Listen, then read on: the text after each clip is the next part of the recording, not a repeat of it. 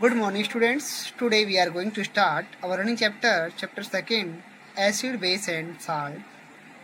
Previous time हमारे bases में chemical properties of bases और reaction between acid and base हो गई थी. Now we will start indicators. Indicators are the substance that change their color or odor when added into an acid or an alkaline solution. Indicators can be classified in the following ways. Indicators को हम classify करते हैं following ways से. जो तरीके हैं इनके, first है नेचुरल इंडिकेटर्स. हमारे एनसीईआरटी जो बुक है उसमें फर्स्ट पेज पे ये इंडिकेटर्स दिए हुए हैं. These indicators are found in nature in the plants. That is, litmus solution is a purple color dye extracted मैंने प्राप्त करना उसको, वहाँ से निष्कर्षण करना उसका, from the lichen plant belonging to the division Thallophyta. Thallophyta हमने 9th क्लास में पढ़ा था कि ऐसा एक प्लांट का ग्रुप जो कि जिसमें डिफ्रेंशिएट नहीं होती है बॉडी, रूट, स्टेम, इनमें डिफ्रेंशिएट नहीं होती है, ऐसा जो प्लांट ग्रुप है वो थैलोफाइटा होता है. तो यहाँ से हम इसको एक्सट्रैक्ट करते हैं कि प्राप्त करते हैं किसको, कि जो डाइज है, जो लिटमस पेपर है. Some natural indicators with characteristics colours. Litmus indicator है, इसका जो कलर है, कलर इन एसिडिक मीडियम में रेड होता है, कलर इन एल्कलाइन मीडियम में ब्लू होता है, इनके base medium. Red cabbage juice from leaves, colour in acidic medium में रेड होता है और कलर इन एल्कलाइन मीडियम में ग्रीन होता है. टर्मरिक जूस, हल्दी, यानी कि इसका एसिडिक मीडियम में जो कलर होता है येलो होता है, और जो कलर एल्कलाइन मीडियम है, यानी कि बेस मीडियम में है, उसमें होता है reddish brown. Flower of hydrogen plant, इसका कलर एसिडिक मीडियम में ब्लू है और कलर इन एल्कलाइन मीडियम में पिंक है. ये क्वेश्चन था इसमें कि एल्कलाइन मीडियम में कौन सा कलर, पिंक कलर कौन देता है, तो फ्लावर ऑफ हाइड्रोजन प्लांट ये पिंक कलर देता है. ओके. इसके बाद में सिंथेटिक इंडिकेटर्स है. सिंथेटिक इंडिकेटर्स में the indicator which are synthesis in the laboratory और industry are known as synthetic indicator. जो कि हम लेबोरेटरी में बनाते हैं वो इंडिकेटर सिंथेटिक इंडिकेटर्स हैं. अभी हमने ये जो पढ़े थे लिटमस पेपर, जो लिटमस पढ़े थे हमने, ये सभी नेचुरल इंडिकेटर हैं, नेचुरल वाले हैं, और ये वाले सिंथेटिक इंडिकेटर हैं. जैसे मिथाइल ऑरेंज है, ये हम लेबोरेटरी में 11th और 12th क्लास में जब हम इसकी जो 11th और 12th क्लास में टाइट्रेशन होती है वहाँ पर मिथाइल ऑरेंज हम काम में लेते हैं. फिनोक्सिलिन है, मिथाइल और ब्लू है एंड मिथाइल रेड और सिंथेटिक इंडिकेटर्स हैं. ये सभी सिंथेटिक इंडिकेटर्स हैं जो कि हम लेबोरेटरी में इनको बनाते हैं. Some synthetic indicators with characteristic colours. फिनोक्सिलिन जो इंडिकेटर है, कलर इन एसिडिक मीडियम में कलर लेस होता है, जबकि बेसिक सॉल्यूशन में इसका कलर आता है, पिंक कलर आता है. Colour in neutral solution, neutral solution जानते हैं, न्यूट्रल सॉल्यूशन में कलर लेस होता है. मिथाइल ऑरेंज का कलर एसिडिक मीडियम में रेड होता है और कलर बेसिक मीडियम में येलो होता है, और न्यूट्रल सॉल्यूशन जो होता है उसमें ऑरेंज होता है. न्यूट्रल जानते हैं, ना तो एसिड है और ना ही वो बेस है, वो सॉल्यूशन न्यूट्रल सॉल्यूशन होता है.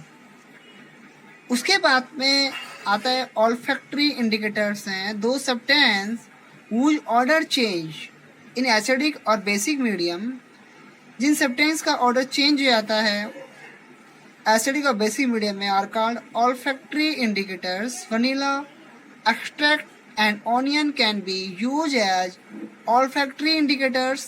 The smell of these two indicators can be detected in the presence of acid only but not in presence of base. इन दोनों इंडिकेटर्स को हम आइडेंटिफाई करते हैं, डिटेक्ट करते, पहचानते हैं एसिड की प्रेजेंस से. डिटेक्ट माने पहचानना होता है. ओके. एक होता है यूनिवर्सल इंडिकेटर्स हैं, to judge how strong a given acid or base is a universal indicator is used, which is a mixture of several indicators. It shows different color at different concentration of hydrogen ion in a solution.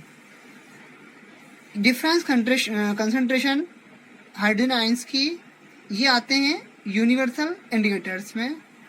अब आते हैं strength of an acid और base. Strength of an acid और base depend on the number of hydrogen ions और OH ion produced by them respectively. Larger the number of H ions produced by an acid, H ion ज़्यादा है तो वो acids, and strong is the acid, stronger acid. Similarly, larger the number of OH ion produced by a base, stronger is the base. OH ion ज़्यादा मात्रा में है तो वो बेस है और अधिक मात्रा में H ion है तो वो एक स्ट्रॉन्ग एसिड है. ये एक pH स्केल है. pH स्केल एक सोरेंसन एक साइंटिस्ट थे, उन्होंने 1909 यानी कि 1909 में ये स्केल दिया था. ये स्केल हाइड्रोजन आयन की कंसंट्रेशन पर डिपेंड है. इस स्केल में 0 से लेके 14 पॉइंट हैं. हम बात करें एसिडिक मीडियम में 7 से लेफ्ट साइड चलते हैं, इधर की ओर चलते हैं तो H आयन की कंसंट्रेशन इंक्रीज होती है और वो एसिडिक होता है, स्ट्रॉन्ग एसिड होता है. यदि 7 pH किसी की होती है तो न्यूट्रल सॉल्यूशन होता है और 7 से लेके 14 तक अगर बढ़ती है तो एक बेस, ये बेस होता है. यानी कि 7 से लेके 14 तक OH आयन इंक्रीज होते हैं और H आयन डिक्रीज होते हैं. यानी कि लेफ्ट साइड में H आयन इंक्रीज होते हैं और राइट साइड में यहाँ से 7 के राइट साइड में यहाँ से OH आयन इंक्रीज होते हैं. इसलिए हम ऐसा कहते हैं कि भाई अगर हम 7 से राइट साइड चलें, इधर की ओर चलें तो H आयन कंसंट्रेशन कम होगी. ओके, ये स्केल था, सोरेंसन ने दिया था 1909 में. इसमें variation of pH with the change in concentration of H ion और OH आयंस. ओके, इसके बाद में नेक्स्ट है ये जो pH स्केल है, it is a scale used for measuring hydrogen ion concentration. The P का मीनिंग होता है pH में, P का जो मीनिंग है पोटेंज होता है और पोटेंज का मीनिंग होता है पावर, यानी कि हाइड्रोजन आयन की कितनी पावर है. ये पावर जर्मन वर्ड है. It has value ranking from 0 very acidic है, 0 होती है तो वेरी एसिडिक है. ये एक बना हुआ है, स्केल बना हुआ है. टू 14 वेरी अल्कलाइन है, 14 बहुत ज़्यादा बेसिक है. pH is a number of which indicate the acidic और basic nature of a solution. pH indicate करती है कोई सॉल्यूशन एसिडिक है या कितना बेसिक है. Higher the hydrogen ion concentration present in the solution, lower its pH value. pH means power of hydrogen ion. If pH 7, यदि जो pH का वैल्यू है 7 से ज़्यादा है, मोर देन 7 है, वो सॉल्यूशन बेसिक सॉल्यूशन होगा. If pH is less than 7, अगर 7 से कम है तो solution is acidic and pH is equal to 7, solution is neutral. Pure water is neutral, pure water होता है न्यूट्रल होता है because of the absence of free ion. क्योंकि प्योर वाटर में फ्री आयंस नहीं होते हैं, इसलिए वो सॉल्यूशन जो होता है प्योर वाटर होता है वो न्यूट्रल सॉल्यूशन होता है. Okay, a paper impregnated with the universal indicator is used for measuring pH. Nowadays pH meter and electronic device is used to measure the pH value. देखिए बने हुए हैं इसमें. हमारे जो इम्पोर्टेंट है, हमारे लिए जो कोर्स के हिसाब से जो इम्पोर्टेंट है, उसमें गैस्ट्रिक जूस है, उसकी pH होती है 1.2. ये आता है लेमन जूस 2.2 जो pH लेवल है इसका. प्योर वाटर की प्योर वाटर और ब्लड की जो pH है, प्योर वाटर की तो 7 ही होती है, जो ब्लड है उसकी pH 7.4 होती है. मिल्क ऑफ मैग्नीशिया ये एक एंटा एसिड है, पीएच 10 होती है। सोडियम हाइड्रोक्साइड सॉल्यूशन की पीएच 14 होती है।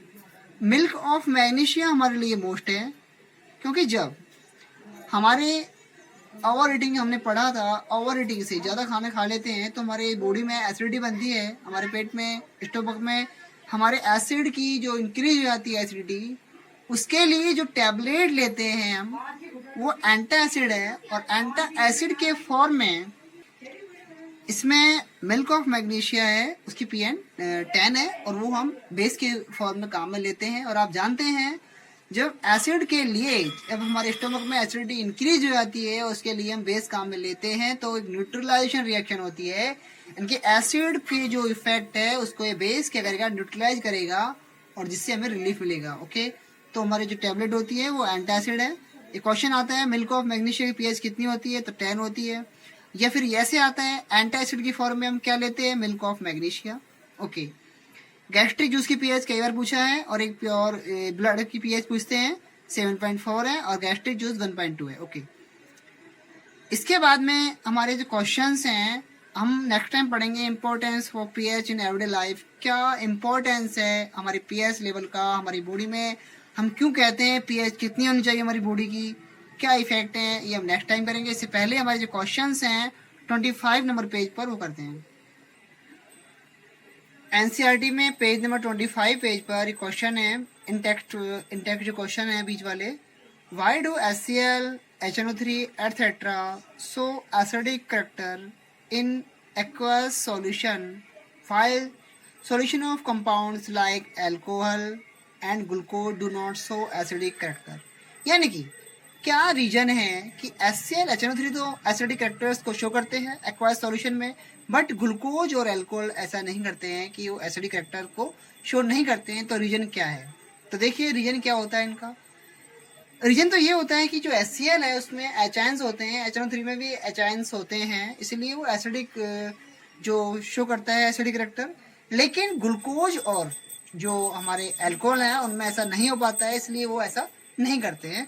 इसका आंसर है acidic character of a compound is due to the presence of replaceable H ions. इनके एच आयन से रिप्लेस करते हैं, which are release in aqueous solution are responsible for acidic properties। Okay, as HCl HNO3 etc have replaceable H ions, they show acidic character, इसलिए वो acidic character show करते हैं।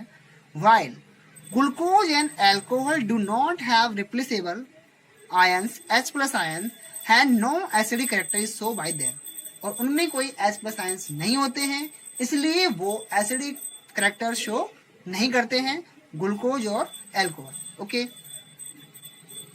ये हमारे क्वेश्चन भी है, ये हमारे एक्सरसाइज क्वेश्चन भी है, क्वेश्चन नंबर 6 भी है, इसमें भी आ गया, और हमारी एनसीईआरटी बुक में फिगर भी दिया हुआ है इसका। तो देखिए ये compound such as alcohol and glucose also contain hydrogen, but यानी कि क्या कहना चाह रहा है कि कंटेंट्स तो है, हाइड्रोजन की कंटेंट तो है, ग्लूकोज में C6H12O6 इनकी एस तो है वहां पर, लेकिन but not categorise as acids, लेकिन ये कैटेगराइज नहीं करते हैं हम इनको कि एसिड्स हैं। अल्कोहल में भी OH होता है, लेकिन फिर भी हम कैटेगराइज नहीं करते हैं कि ये एसिड्स हैं। तो रीजंस इतना ही है, हमको इतना ही पढ़ना है। Describe an activity to prove it, ये हमारे क्वेश्चन भी है, एनसीईआरटी में भी है, फिगर भी है। Alcohol and glucose contain hydrogen but are not categorise as acids because they do not ionise, क्योंकि इनमें आयनस नहीं बनते हैं, ये आयनाइज नहीं होते हैं। कौन, ग्लूकोज और alcohols in the solution to produce H plus ion and hence can not conduct electricity, और इसलिए ये इलेक्ट्रिसिटी का प्रभाव भी नहीं करते हैं, इलेक्ट्रिसिटी में फ्लो नहीं होती है। हम जानते हैं इलेक्ट्रिसिटी फ्लो कब होती है, वाटर एक अच्छा कंडक्टर है क्योंकि इसमें फ्री आयंस होते हैं, H plus आयंस होते हैं जो कि इलेक्ट्रिसिटी फ्लो को इंक्रीज करते हैं। The activity has set the apparatus as so below the test for the solution of HCl, alcohol and glucose। ये लिया हुआ है, इसमें रबर बैंड, रबर कॉर्क लगा हुआ है, डाइल्यूट HCl सॉल्यूशन है, ये नेल्स लगी हुई हैं, बीकर है, और ये स्विच है, ये बल्ब है, और ये बैटरी लगी हुई है, और इसमें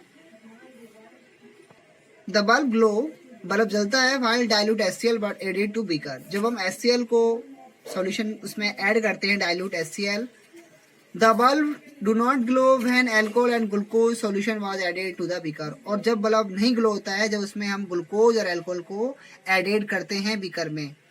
तो रीजन इतना सा रीजन है कि उसमें आयंस नहीं बनते हैं ग्लूकोज में और अल्कोहल में। कंक्लूजन ये हुआ, alcohol and glucose can not form ions in the solution and hence cannot conduct electricity. Dilute HCl solution form aqueous H+ ion and hence can conduct electricity, suggesting that electric current is carried through the solution by ions formed by them. Okay, ये question भी आपको question number 6 है, ये आप अपनी notebook में कर लीजिएगा। नेक्स्ट है क्वेश्चन नंबर, जो इंटेक्स्ट का क्वेश्चन है, अभी जो किया था वो एक्सरसाइज का क्वेश्चन था, पीछे वाले क्वेश्चन में था क्वेश्चन नंबर 6। अब इंटेक्स्ट क्वेश्चन है question number 2, why does N aqueous solution of an acid conduct electricity. देखिए सभी क्वेश्चन है जैसे ही है वाले। एन एसिड मॉलिक्यूल्स डिसोसिएट मतलब टूट जाते हैं in aqueous solution to produce H+ ion. जो एसिड मॉलिक्यूल्स होते हैं एक्वायस सॉल्यूशन में डिसोसिएट होते हैं, टूट जाते हैं H+ आयंस में, एंड कोरस्पॉन्डिंग एनायंस, यानी कि H+ आयन और एनायंस। देखिए जो प्लस आयन होते हैं कैटायंस होते हैं, एनायन होते हैं नेगेटिव आयंस होते हैं। दीज फ्री आयंस, जो फ्री आयंस होते हैं, कैरिड द इलेक्ट्रिक चार्ज, और जो फ्री आयंस होते हैं वो इलेक्ट्रिक चार्ज को क्या करते हैं, कैरिड करते हैं, अपने साथ ले जाते हैं, from one place to another, एक प्लेस से दूसरे प्लेस तक, हैंस कंडक्ट इलेक्ट्रिसिटी, और इस तरह से ये इलेक्ट्रिसिटी को कंडक्ट करते हैं, यानी कि इलेक्ट्रिसिटी का चालन करते हैं, फ्लो होता है इसमें करंट। क्वेश्चन नेक्स्ट है, why does dry HCl gas not change the colour of dry litmus paper. क्या रीजन है कि ड्राई HCl गैस है वो चेंज नहीं करती है ड्राई लिटमस पेपर को। तो रीजन क्या होता है कि dry HCl gas does not contain any H+ ion. जो ड्राई HCl गैस होती है उसमें कोई H+ आयन नहीं होते हैं, और hydronium ions H3O+ ion hydronium ions, so it does not show any acidic property, इसलिए वो कोई भी एसिडिक प्रॉपर्टी शो नहीं करती है। Hence it does not change the colour of dry litmus paper, इसलिए ही जो लिटमस पेपर है उसका कलर भी चेंज नहीं होता है। To show its acidic behaviour it need wet litmus paper, इसलिए जरूरी है कि लिटमस पेपर का वेट होना जरूरी है। ओके, वेट में गीला होना। क्वेश्चन नंबर नेक्स्ट है, जो 4 नंबर क्वेश्चन है इसका ही, while diluting an acid why is it recommended that the acid should be added to water and not water to the acid. तो देखिए dilution of concentration acid is highly exothermic. होता क्या है, dilution of concentration जो acid है, concentrate जो acid होते हैं वो हाईली एक्सोथर्मिक रिएक्शंस होती है उनमें, यानी कि ऐसे रिएक्शंस होती हैं जिनमें बहुत मात्रा में हीट क्या होती है, रिलीज होती है। वो एक्सोथर्मिक रिएक्शन आप पढ़ चुके हैं, फर्स्ट चैप्टर में पढ़ा था हमने, एंडोथर्मिक और एक्सोथर्मिक पढ़ा था। हम जानते हैं कि जब कंसंट्रेशन एसिड्स हैं उसमें वाटर को हम मिलाएं, ऐड करें, तो ऐसे रिएक्शन जो होगी वो एक्सोथर्मिक रिएक्शन होगी। और एक्सोथर्मिक रिएक्शन जानते हैं जिसमें हीट को रिलीज होती है प्रोडक्ट के साथ में, and lot of heat is generated, और अधिक मात्रा में हीट जनरेट होती है। Care must be taken while mixing concentrate acid with water. तो हमें थोड़ा केयर करना पड़ता है, इसके लिए जरूरी है कि जब हम मिक्स कर रहे होते हैं एसिड में वाटर को, the acid must always be added slowly to water.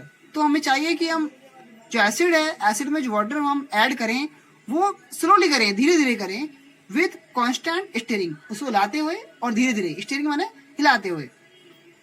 Water is added to the concentrate acid, the heat generated may cause the mixture to splash। जब इसमें वाटर को हम ऐड करेंगे कंसंट्रेट में तो क्या होगा, स्प्लैश आउट होगा, विस्फोट होगा थोड़ा सा, और जलने की संभावना भी होगी। द ग्लास कंटेनर में ऑल्सो ब्रेक, और इससे जो कंटेनर है, ग्लास कंटेनर है, वो भी टूट सकता है।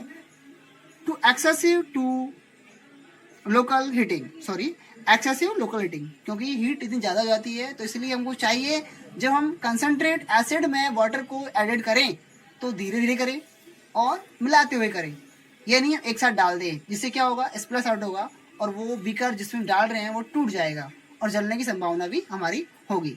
ओके, क्वेश्चन नंबर जो नेक्स्ट है, क्वेश्चन नंबर जो 5 है, how is the concentration of hydrogen ion या hydronium ion plus H3O plus hydronium ion है affected when a solution of an acid is diluted.